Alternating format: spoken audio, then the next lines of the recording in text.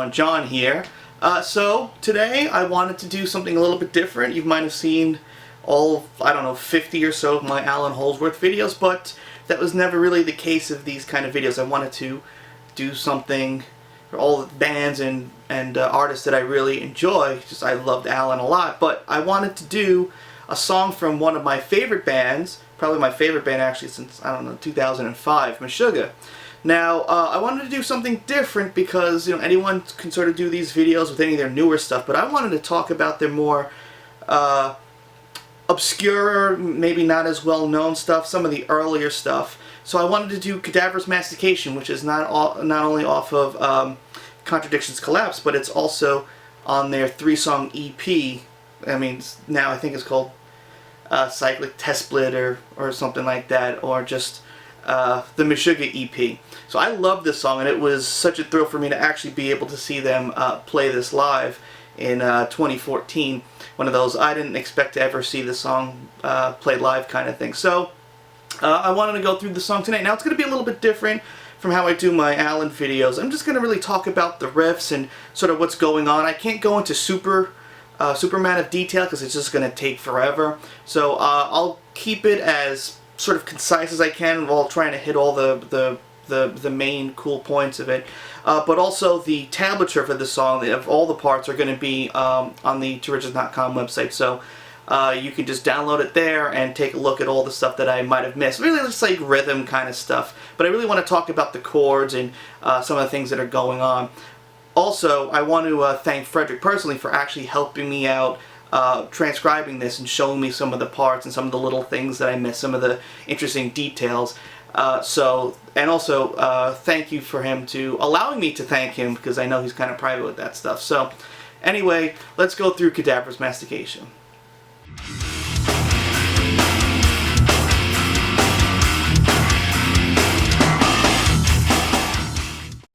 Alright, so first off, this song is in E flat, or a half step down. But I'm going to refer to everything like we're in standard. So even though the pitch is in E flat, I'm going to refer to this as E, because then it's going to totally mess me up trying to talk about what the actual concert pitch is instead of the sort of reference pitch of what it would be if you were playing in standard. So that's first things first. And this whole song is actually, you know, 6-string. This was right before they used the 7 strings. So the beginning of the song has this cool riff. It's actually, you're sort of going to be playing a power chord with your first and second finger on F, but you're using your pinky to play the A flat up here, which actually is an F minor triad. But then what you do is you take your second and fourth finger, you kind of slide down to the second and fourth fret, so you're actually playing a B and an F sharp here while playing an E. And that plays an E sus2 chord.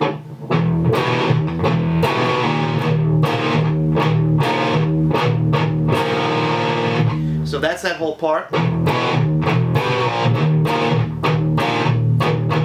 Repeats again. But now here, you're actually playing a G, an E flat, and an B flat at the same time. That's actually a first inversion E flat major chord, which is kind of interesting. I think the bass might be playing a G there, so it sounds like G is the root, but it's easier to name as just a first inversion E flat major triad.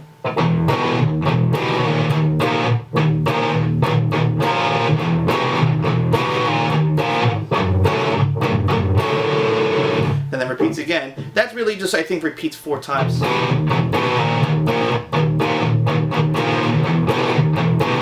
Build up here.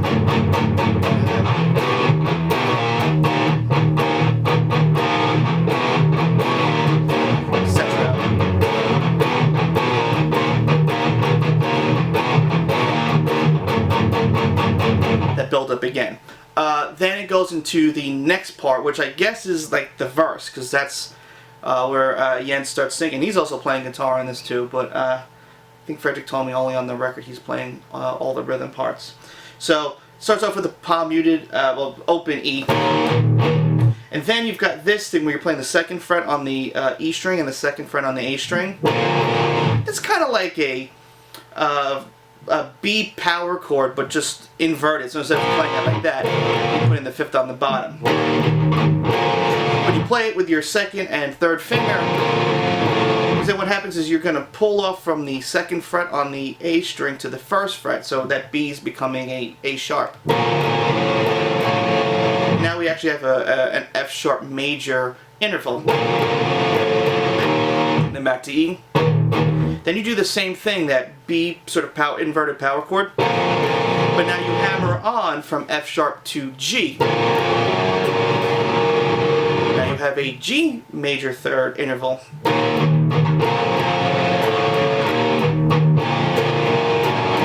And then back to the first one again.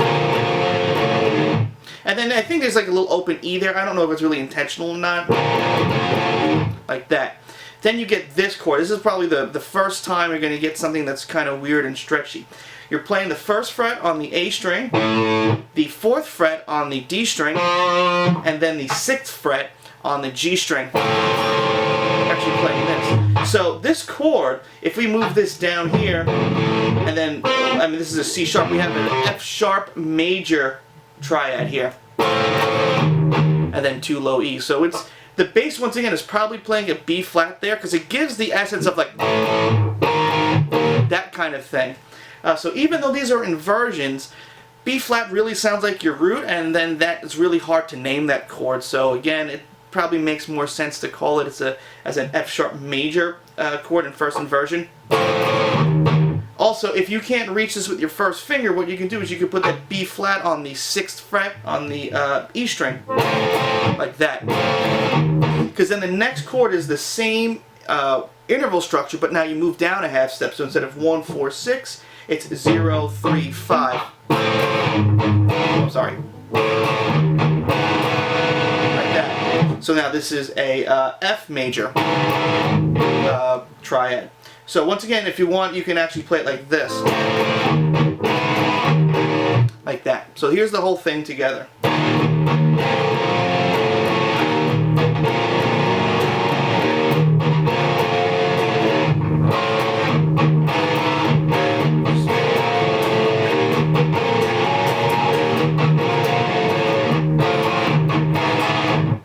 So definitely one of the toughest things about doing these videos is naming all the parts. I would call this the pre-chorus, I guess, but Fredrik called the chorus something much later in the song, so I don't really know what sort of part this is. But we got some cool stuff going on here. It starts off with the B flat with your pinky on the E string, and then this F power chord, but with the C in the bass, so you're actually playing C and F. Then an F sharp power chord, but then after that you're taking the 5, the C sharp, and moving it to C. Like that. Then it does the same thing again, but now instead of that F sharp power chord, you're adding in the 9, or really the sus2, so now you have an F sharp sus2. And the same thing follows, where you're moving the C sharp to C, the 5 to the flat 5. Like that.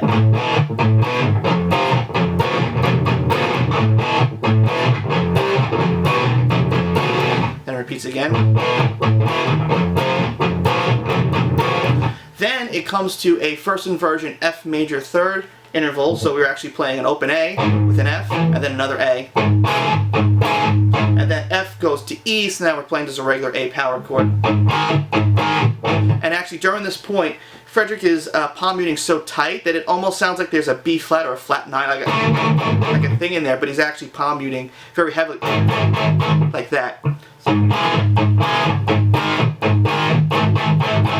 That was one of the toughest things about transcribing this, is that if you're palm muting really heavily, you actually alter the pitch a little bit, so it's a little bit sharper than it needs to be, and sometimes that messed up my ear. I was hearing things that weren't really there. So here's the whole part in context.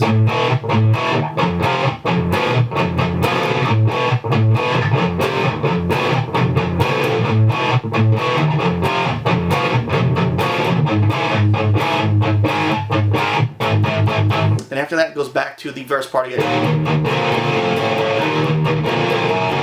Then after that, the same part. The only slight difference is that after the A power chord at the end, it goes to the next part a eighth note earlier on the upbeat. It goes to F sharp. So again, I don't really know what to name this part. I guess maybe the like Triplety Thrash kind of, because there's a little triplet thing in there. So it really begins on the F sharp from the measure before, on the 4 and. So the snares are on the upbeat, and the way that the guitar is being played, it's on the upbeat, but because of that snare, it almost sounds like the downbeat. But it's really not the case. It's all on the upbeat. But it might be easier to sort of pretend that way, to think of it as on a downbeat. So it's an F sharp and a little palm muted E, and then a triplet F to a palm muted E. Well, I mean the F is palm muted too. And does it again. And then an F power chord to F sharp again.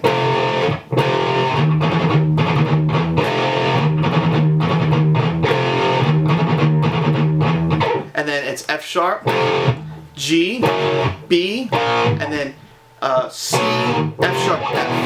And that's also on the upbeat as well, and that hangs over to the next part. So this is what the Triplety Thrash part sounds like.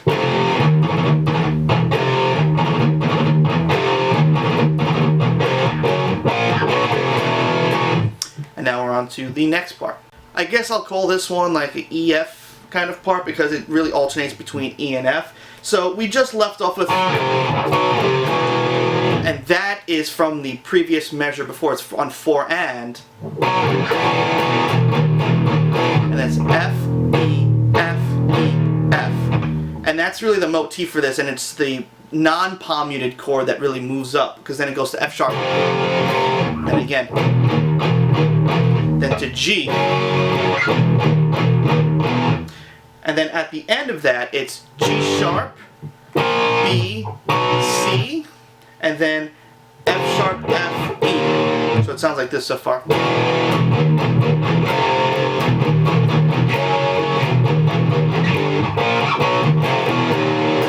Like that. Also, all this stuff is being played with the power. It's actually with your middle finger down, so you're playing both the E and the F as power chords. I was really surprised. Now, maybe a lot of other bands do this, and I'm just not familiar with it, but I was surprised.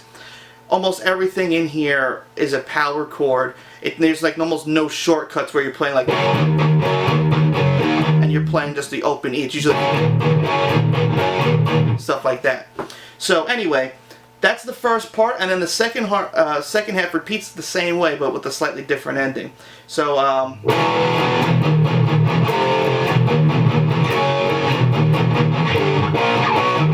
E, F sharp, G, and then G sharp, B, C, F sharp, F, E.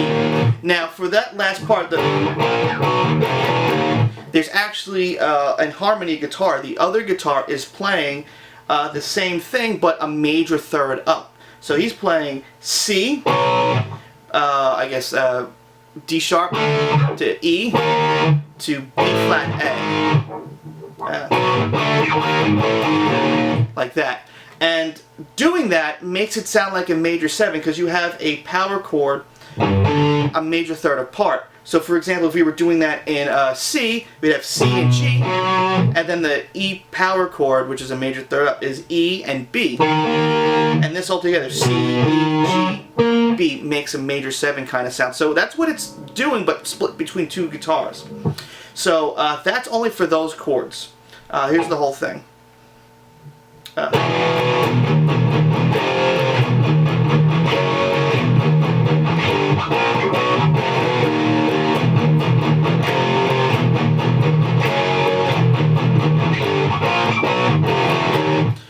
Then we go on to the solo.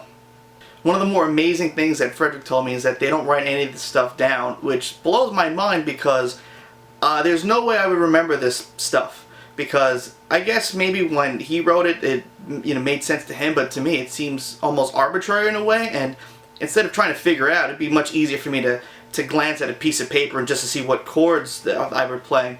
So you'll see why for this solo riff. So at the end there, of course, we ended on the upbeat with that E, and then that F sharp starts the riff for the solo section, but it starts on the upbeat. So with the snare, so again the snares are on the upbeat, but because of the way that the guitar part is phrased, it almost sounds like they're all downbeats. So once again, keep that in mind. So here's the solo sort of broken down into two parts. Here's like the first half of the rhythm underneath the guitar solo. So it starts with F sharp. So it's 8 palm muted F sharps. And this is the part that I was talking about with the chords. It goes C sharp, then G sharp to G, then B to G to F sharp, then C, G, G sharp, G, F sharp. Like that. Then A, F, B flat. So F sharp, F, E, F, G, F sharp.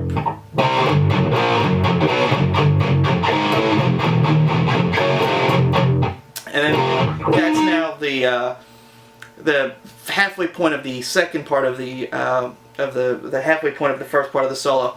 So now it's F sharp, but now it's 6 F sharps. Same part as before, the same few chords.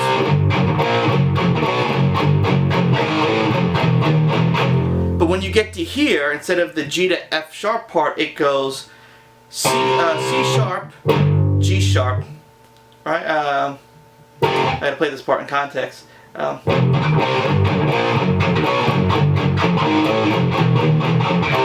Yeah, and then so it's G, G sharp, then C, A to G sharp, and then B flat to F sharp.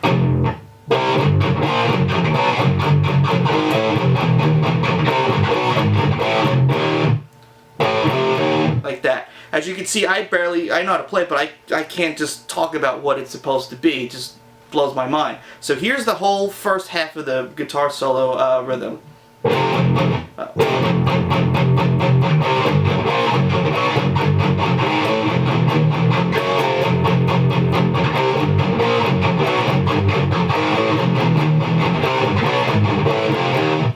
Then it starts on E, and that E is now the downbeat. So it doesn't have that upbeat feel anymore. That's now the downbeat of the second half of the guitar solo rhythm.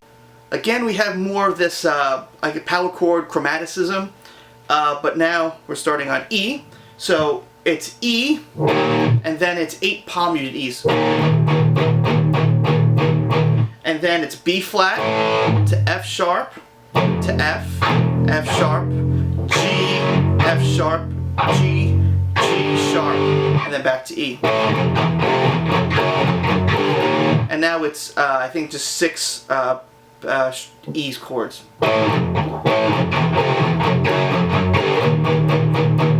Same beginning with the B flat, F sharp, F, but now it modulates up a half step a little bit, so now it's G, F sharp, G, G sharp, G, G sharp, D.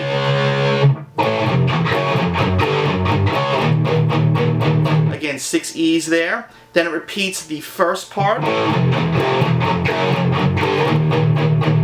Again, 6 E's. And then the last little part of the guitar solo rhythm is it's B flat, F sharp, F to C, G sharp, G. So here's the whole second half.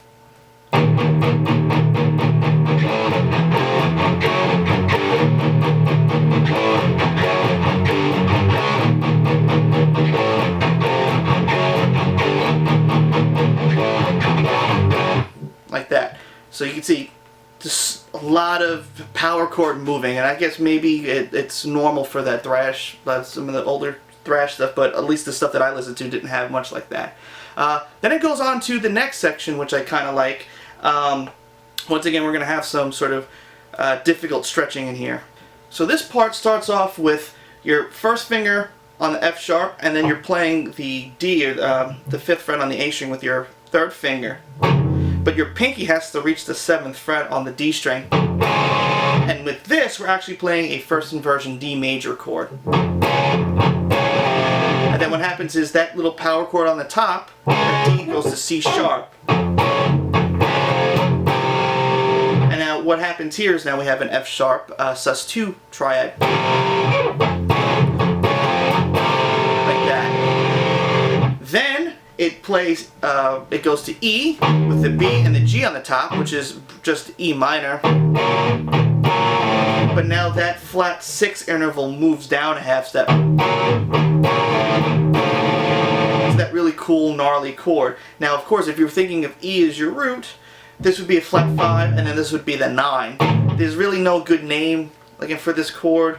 I guess maybe like, I don't know, a 9, a sharp 11, but you don't have the major third, you don't have the third in there. So once again, a lot of this stuff is almost subjective, but probably thinking of it as with the top half moving with that bottom note sort of giving it its tension. So again,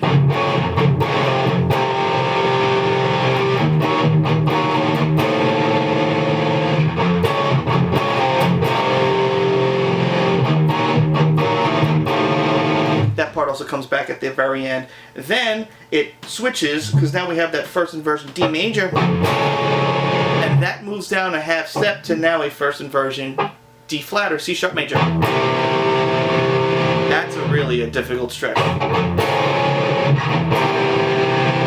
Then we're still playing the power chord on the top, but now we have an E in the bass.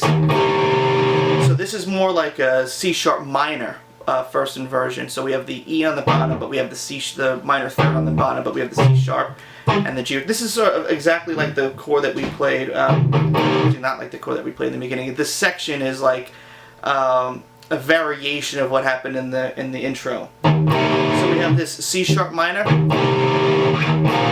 and that power chord moves down a whole step to B, while we have the E in the bottom. So we're still holding on to that E, but now it's like an E sus2 chord again.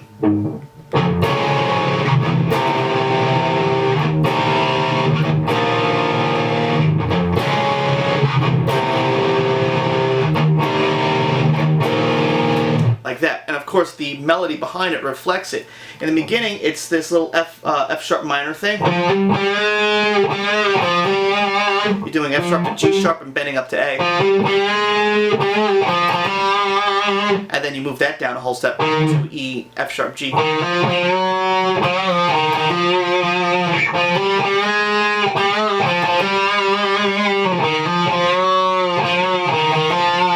That of course happens at the very end. But then once it switches harmony, then you have to reflect that. So now it's the F sharp part, but now Fredrik taps the C sharp on the D string. Then when it goes to the C sharp minor part, then it's, instead of a half step bend from the F sharp, it's a whole step bend. Like that. Like that. Now we're on to the next little part. This little riff is, I think of it as the tail part of where this riff actually starts, like almost like on a pickup. It's a little tricky kind of thing to play. It's a B flat to F sharp to F, G sharp, and then C, E, E. Now the way that I play it, I play the G sharp with my pinky, but then my middle finger actually plays the C. I think that's easier to get my first finger into place. Now that note riff happens quite a few times. It's just in typical Meshuggah fashion, there's some playing around with the rhythm. There's extra notes added there. This is the first time we're really getting something with that kind of off-time, interesting rhythm kind of feel. Then it's a G to G sharp, like that, but it's a 3 against 4 feel, like that. So that's the first sort of time in this song we get something like that. Then it goes to E, and then it's E, E, and then you're playing the G and sort of pulling off really fast to an E. It's really not a pull off, you're upstroking there. Like that. Then, even though this G started on the downbeat, the G that comes back is a 16th note after, or depending on how you want to count it. But it's still that 3 against 4 feel. with the 2 E's, and then it plays that sort of, it's almost like the diminished scale, but not really. And then it goes back again.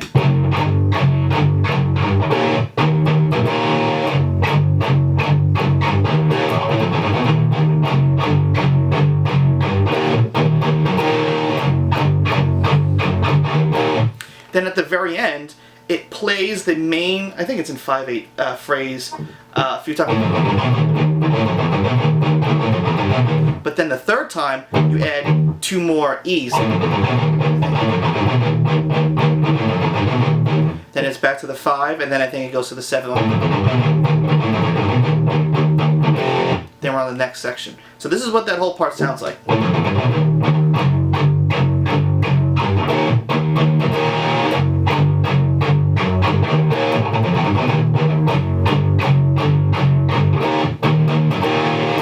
I'll just fast forward to the next part.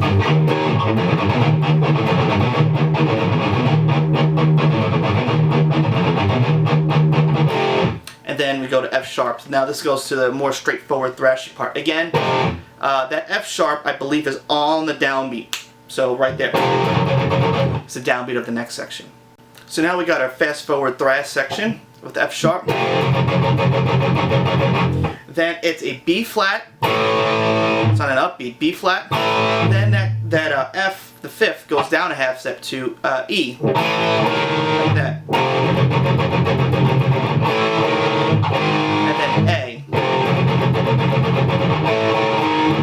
Then a quick, it's like you're hitting both the E and the A string open and playing an F sharp there. And then it's a quick little slide from B to C. Then 2 quick E's. Slide up from F sharp to G. An E, and then you're back again. But I think that time is now on the upbeat.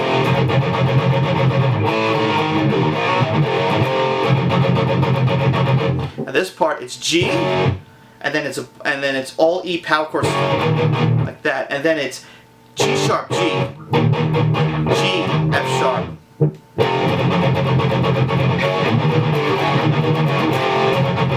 And it's the same as the first one again. Then at the end here, it's a little chromatic thing. G sharp to G, F sharp, G sharp, G, F sharp, F. That's the part where he's going Cadaverous Mastication. Then the next part is the chorus, is what Fredrik called it. And this is the part that sort of took me by surprise because I could never quite figure out, but also the rhythm I was a little off by. Again, what makes transcribing some of this stuff difficult is, are any of these weird rhythm things on purpose? Are they accidental? What is it supposed to be? What's the intention of the person writing the song? So for this, I had it all on the downbeat, but actually it's on the upbeat. So I thought there's a phrase at the end that kind of justifies it. I thought maybe that was just held out a little bit longer. I don't know if it was played with the click or not. But this part is actually played with an upbeat feel. So it's a quick F to E, and that's on the on 4 and then that E is actually on 4 So everything is like a 16th note off. So this is what the phrase actually is, and then I'll kind of play it with the metronome to give you an idea of what the how it's actually supposed to feel with the rhythm. So after the F E, it's another just palm muted E, and then you're playing this little B diminished thing. It's a B flat 5, a B and an F.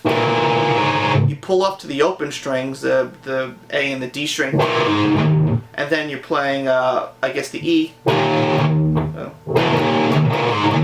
muting the E, and then an E flat power chord. Of course, no low E string because you can't go any lower, but it's just that little part of it. Another quick E, and then it's that pull off thing again, and then an E. And then it's 2 G sharps. Then it's a palm muted E. And it kind of repeats the same way.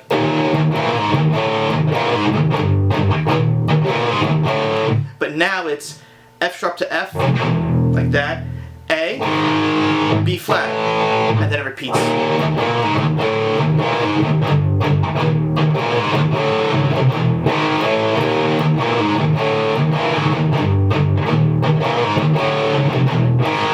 Now at the very end, it justifies it because this part is on the upbeat, but then it justifies it where it's straight on the downbeat, or really eighth note, so it's like that, and then that goes into the palm muted E's. So this is what it sounds like with the metronome played slowly. Alright, so here it is with the click. I have the click set to 95 in my transcription. I have the tempo set to 136, I believe. They might be feeling it in double time. I also made myself a little bit lower so you can hear it in context.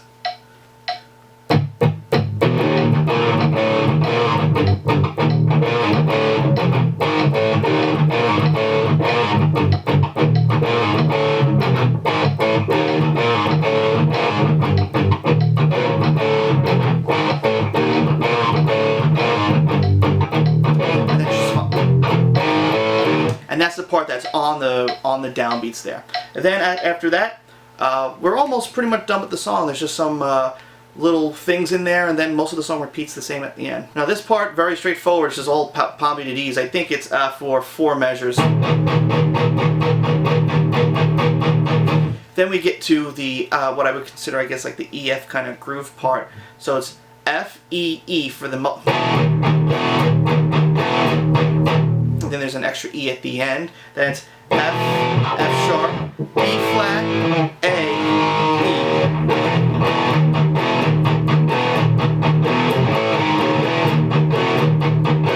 And then from there it goes to a B power chord, but you're playing the 5th on the bottom. Make it a little bit thicker. Repeats the same way again. F, E. And here's where it's a little bit different. After that, it's F, E, E, F, F sharp, F, A, B flat, and then C sharp. So it sounds like this together.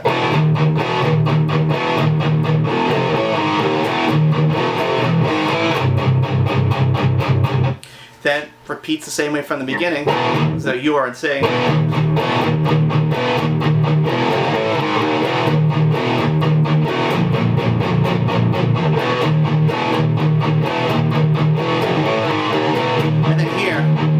Just ends on E, like that. Alright, so for this section, I think this part is really cool. We have these stacked power chords creating a larger chord. So the main idea, first it's in like a dotted, it's got like a dotted quarter note kind of thing, kind of sound to it.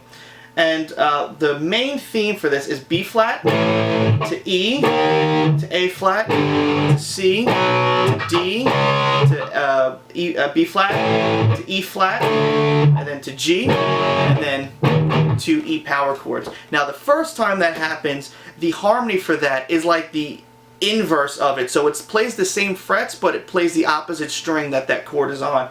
So you're actually getting a 7 sus4 kind of sound. So what I mean is, the first chord is B flat, the harmony to that is E flat.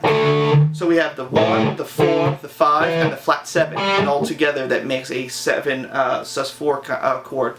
So the harmony to that, sort of like the inverted harmony, is E flat to B to D flat to G to A to E flat to B flat to C, and then to E's.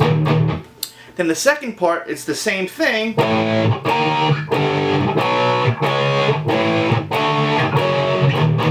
but now you have a power chord harmony that's a direct major third higher. And we talked about the 2 power chords that are a major third higher is a major 7 chord. So this whole thing sounds like a major 7 kind of harmony. It's not kind of, it is. So it's going to be tricky because now everything that you're playing is on the D and the A string. So I'm going to try to not mess up the chord names for this. So the major 7 harmony for this is D to G sharp to C to E to F sharp to D to G to B, and then to E's.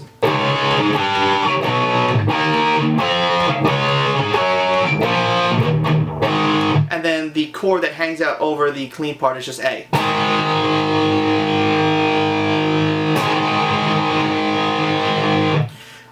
and then we're going to get to the clean guitar chords.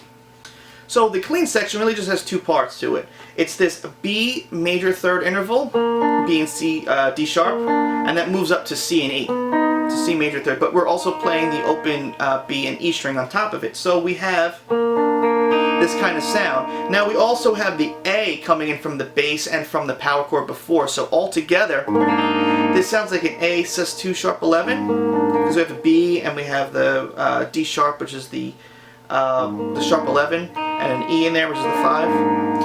And then once it's moved up a half step with the A and the bass, then it sounds like A minor add 9. But we're only playing from the D string down, so it's B, D sharp, and then the open strings.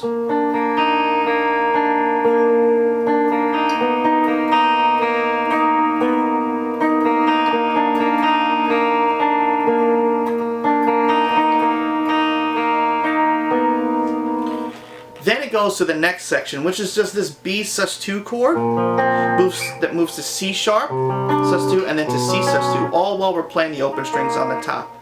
So with the open strings there, we're playing another B, but then we're also adding in an E, which is the 11 or the sus4. So I would say this is probably like a B9 sus4 chord. And then when it moves to C sharp, we have the 9 in there, and then we're adding in the B, which is the flat 7, and then the minor third. So this is really like a minor 9 sound.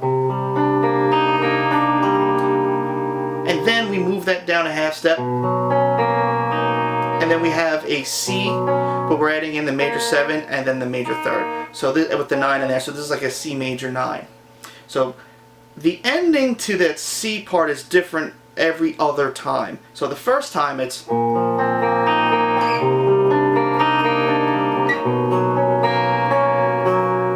that. Then repeats.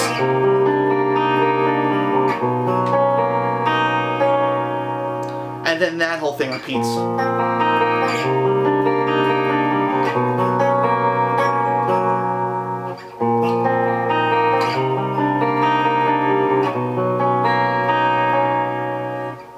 And that's it. So once you got to that point, except for the solo, we're pretty much done. Everything just repeats the same way again, except for the very end. The live ending's slightly different it's different from what they do on the record. But if you made it this far, you pretty much know the whole song. So after the last solo, it goes back into the intro riff. Everything is exactly the same. Repeats again, then it goes into the final verse. Exactly the same. Into that little pre-chorus thing.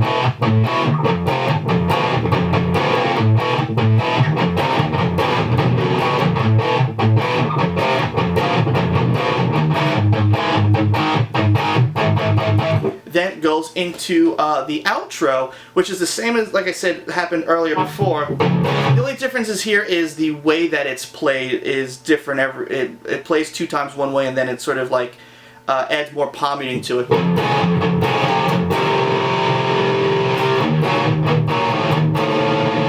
Then the second time it's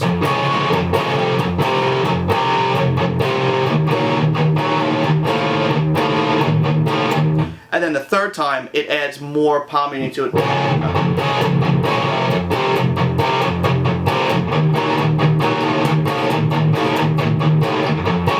And it fades out. Now live, there's a different ending to it. Now, of course, like I said, you have also the same upper melody as before.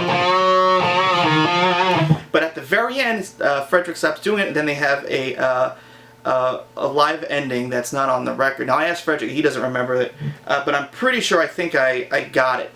It's the same chord all the way down except for the last chord. It's this first inversion major chord. So you're playing this A and the F like that, and then you're playing the full F major chord, but with the A in the bottom. And then that moves down a whole step, so now it's E flat with the G in the bass,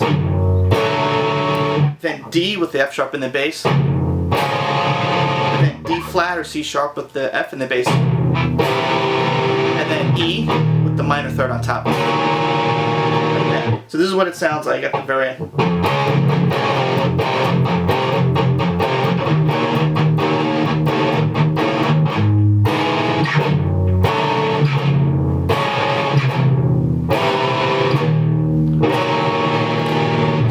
part comes in kind of halfway during the riff. Well, not really halfway, but the one measure earlier in the riff.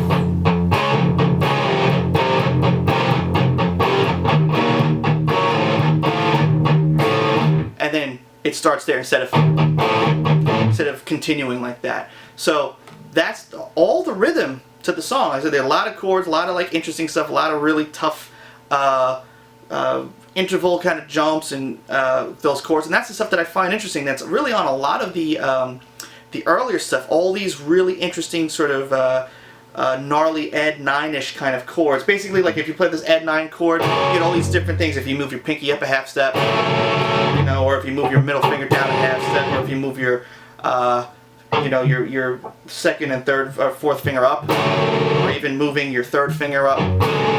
All these chords are pretty prevalent on the first record, and even on some of Destroy, Erase, Improve. So that's all the rhythm. Now I'm going to talk about the solos. In the first solo, I can't talk too much about the harmony of what's going on because the chords are so crazy, but there's a lot of really cool symmetrical hand patterns going on, very Allen-like. So the solo starts with this unison bend from E to F sharp, which also follows the guitar chords underneath it when the solo starts. Then the next part has this like a similar kind of shape going down the strings. It's pretty much like this minor 6 kind of thing. It's 14th fret on the E and 17th fret on the A, and that follows down to the next two strings, the D and G string, and then the next two strings, the B and the E string. It's kind of like F sharp minor with some extra little notes in there, F sharp minor pentatonic. Like that. Then we get to this diminished tapping part. Now, if you're familiar with Sean Lane or even Alan Holdsworth, they both like to do these kind of diminished patterns where they're playing in minor thirds like this across the strings like this. Yada yada yada. And that's pretty much what's going on here, except that Fredrik's using tapping. So what he's doing is that he's tapping the 21st fret, and then pulling off to the 15th, and then hammering on the 18th fret on the G string, and then doing the same thing going down from the G to the E string, and then moving that down a half step, and now going from the E string to the G string. And then again down a fret and up from the G to the E string, and then back down a half step, and then from the E string back to the G string, then down a half step again, going from the G to the E string, but this time the ending's a little bit different. This time you tap the 17th fret, and then you just pull off to the 14th fret, the F sharp. So it sounds like something like this, a little slow.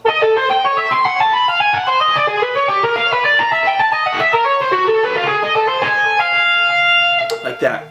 Then we kind of got this this kind of flat 5 kind of thing. It's the 6th fret on the E string, then on the B string, and then you go down to the 5th fret, like that. And it sounds like the B string here is palming, and then that moves up a half step to the 7th and 6th fret. Then that moves all the way up to the 12th fret, and then the 13th fret.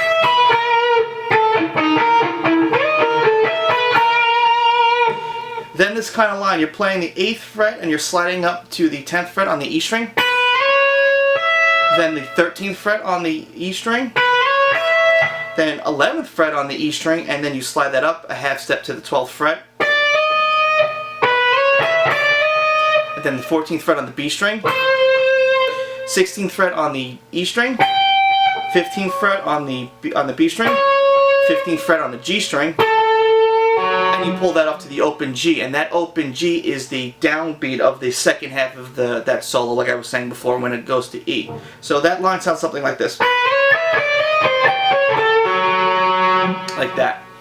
Then follows a little tapping thing. You're going to tap the 12th fret on the G string, pull off to the 5th fret, hammer on to the 7th fret, and then you're tapping the 12th fret on the B string, and then pulling off to the 5th fret on the B string. Then you're doing that same thing, but you're moving your left hand a whole step up to now the 7th and the 9th fret. Like that. Then you got this sort of E minor pentatonic kind of lick. And the shape is based off a whole step and then a minor third. Kind of like a 3-note per string minor pentatonic thing. So you're going 10, 12, 15, and then you're going to tap on the 22nd fret, sorry. Then you basically do the same thing, but you're now going to hammer on from nowhere the 12th fret on the B string, and then sort of do the same pattern. So 12, 15, 22, back down. Then you go to the 12th fret. I think it's a slide up from the 12th to the 13th fret, and then you tap the 21st fret. Like that. Then you're maintaining that same shape with your left hand, but now you're doing it on the 7th fret on the the B string, on the D string. So you're doing 7, 9, 12. Now you're going to tap the 17th to the 18th fret on the D string, and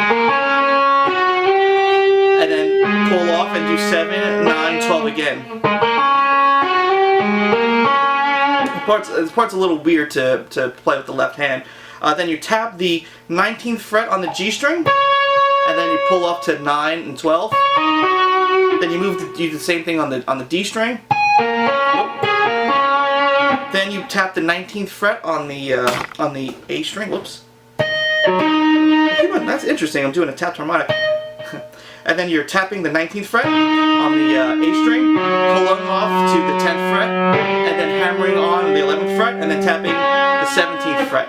So it sounds something like this. Like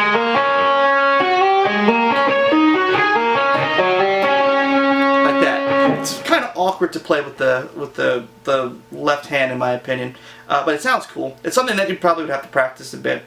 Then comes this very long symmetrical kind of thing, which is more physically and visual symmetrical on the guitar than it is harmonically symmetrical.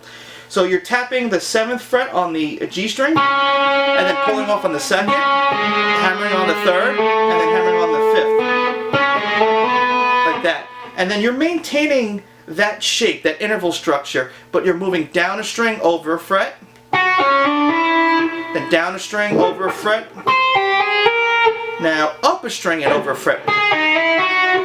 And then that pattern continues throughout the rest of the neck until you get to the very end of the guitar. So it's like this. I think of them as like a cell. So this is like this first cell. Now you're basically doing the same thing, but now you're starting up a major third higher. And then same thing in major third higher. Same thing in major third higher. And then you're tapping the 22nd fret, and you're sort of bending it up, and then you're releasing the bend on the 19th fret. I might have messed up somewhere in there because I actually don't know how the frets go. I just kind of go by feel. So let me try it again.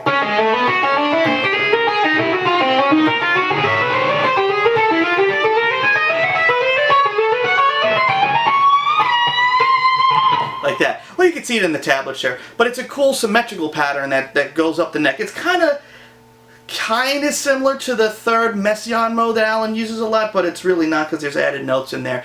But I'm doing a lesson video about Alan stuff, and you'll see how these kind of like symmetrical shapes kind of apply to his own outside playing.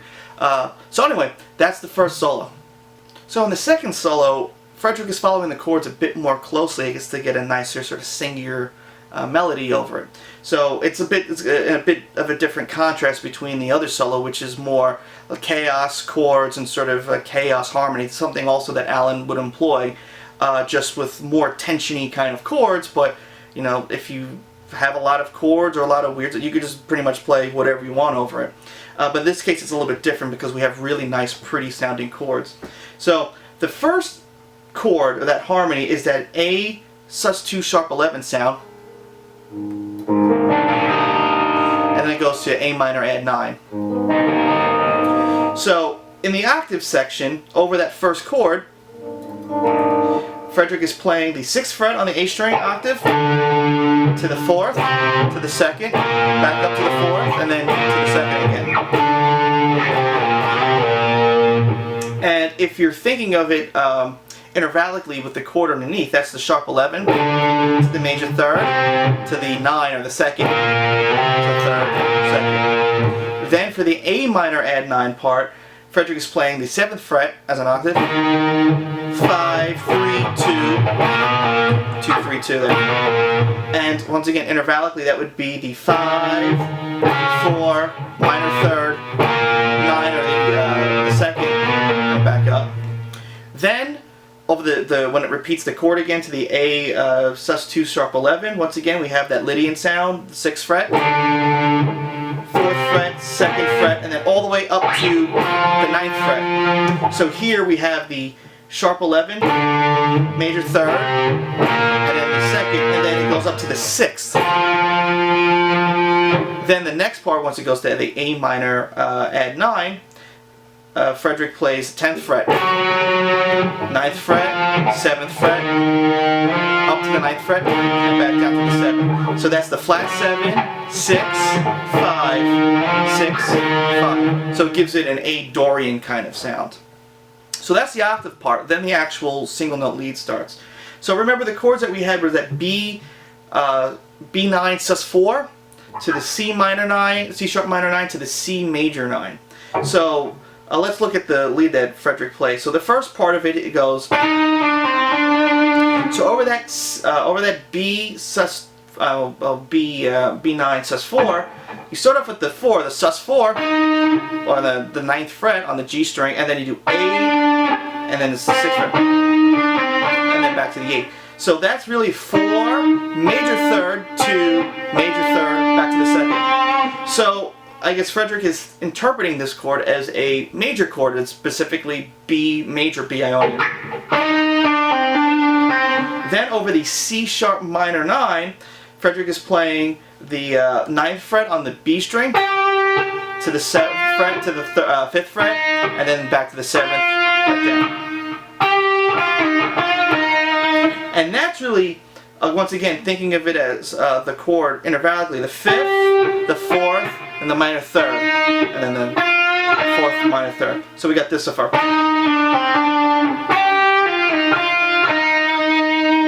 Then over the C major 9 section, we have this sort of C major pentatonic thing. But now we're adding in the B in there, which is the major 7 of the chord. So we have 10 to the 8th fret on the high E string, 10th to the 8th fret on the B string, and then you hammer on to the 12th fret on the B string, pull off the 8th to the 8th fret, and then 9th fret on the G. So we have a little E minor triad there, which is the upper structure of a major 7 chord. Like that. Then it goes back to the B9 sus4, and Fredrik plays. He does the 4th fret, 6th fret, whole step bend, and then back down. So that's the 1, 2 major 3rd to the root, and then it goes, which is 6, 8, half step bend to 9, back to 6, and over a C sharp minor, over a C sharp minor 9. That's the 1, 2, flat 3. So then comes this little tapping line.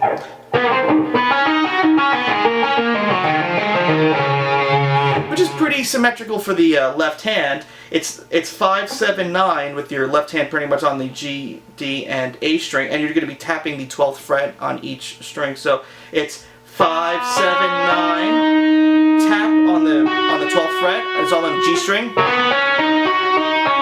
Back down, hammer on out of nowhere on the 7th fret of the D string, and then you go back up. And then you tap on you hammer on from nowhere on the 7th fret again, like that.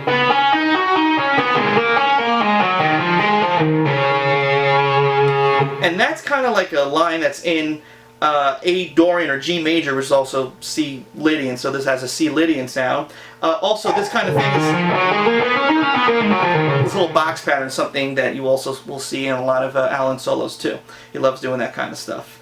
So, up to speed so far for this second solo, we have this.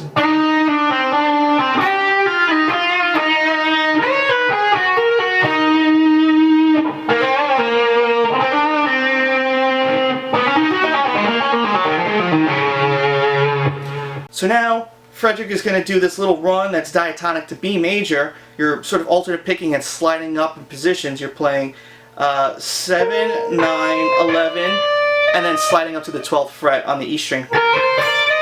And then 9, 11, 12, slide up to 14. Then 11, 12, 14, slide up to 16. And at this point, you do a little half step bend to the 17th fret. And then back to 14 to 16. Like that. And harmonically, what's going on there is this is over the B chord, so that you're playing 1, 2, 3, 4, 2, 3, 4, 5, 3, 4, 5, 6, and then once it gets to the C sharp minor 9 part, that's where you're introducing the little bend. And now with that C sharp and the A, that's really a flat 6. It sort of gives it a little bit of tension, sort of making it sound like Aeolian. Then you've got this run. So this first part, you're playing the 16th fret on the E string, then the 14th fret on the B string, sliding that down to the 10th fret on the B string, 12th fret on the E string, 10th fret again on the B string, sliding down to the 7th fret on the B string, 8th fret on the E, 7th fret on the B string down to the 3rd fret, and then while that's ringing out, you're also playing the 3rd fret on the high E string. So you're doing these like little power chord, these little perfect 5th interval things. Flat 5 interval there, but there's a reason why. So when you play this part, this is like a little C sharp perfect 5th thing. That's over the minor. That's over the C sharp minor 9. And then when you get to here, this is all C Lydian. You're doing the major 3rd to the 6th, down to the sharp 11, the root, sharp 11 down to the 2, and then the perfect 5th. So that's what's going on there. I'll play that part again. Then over the B chord, you have this tap from, well, it's a hammer on from nowhere. It's the 5th fret on the B string to the 7th fret, and you're tapping the 12th fret on the B string. And then with your left hand, you move up a whole step like that. So now you're playing 7, 9 and tapping the 12. Now what's going on there is that this is the 4, the 5, the root, and then it's the 5, 6 root. So once again, just B major. And then you've got this line. That happens over the C sharp minor 9 part. So we're playing 4, 5, 7, tapping with our middle finger on the 12th fret, back down, back up, tap, and then you take that pinky note and then you slide it up to the 9th fret. So what's happening there, again, over the C sharp minor 9, 2, minor 3rd, 4, and then the flat 7, back down, and then when you're doing that slide up to the G sharp, that's the 4 to the 5, and then the final line of the solo.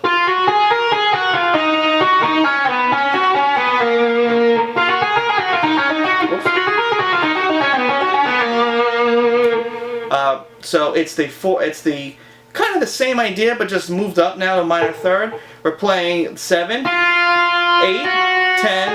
tapping the 12th fret, and then back down. It's all on the B string. And then you're hammering on out of nowhere to the 9th fret on the G string, tapping the 12th fret on the G string, sliding down from the pulling off to the 7th fret, sliding down to the 5th fret, hammering on the 7th fret, tapping the 12th fret again, pulling off, and then sliding down to the 4th fret. Like that. And again, harmonically, while we're doing this over the C major 9 part, we're starting on the sharp 11. So this is sharp 11, 5, 6, major 7. And then when we play the E, that's the major 3rd, tapping the 5, which is G, down to the 2.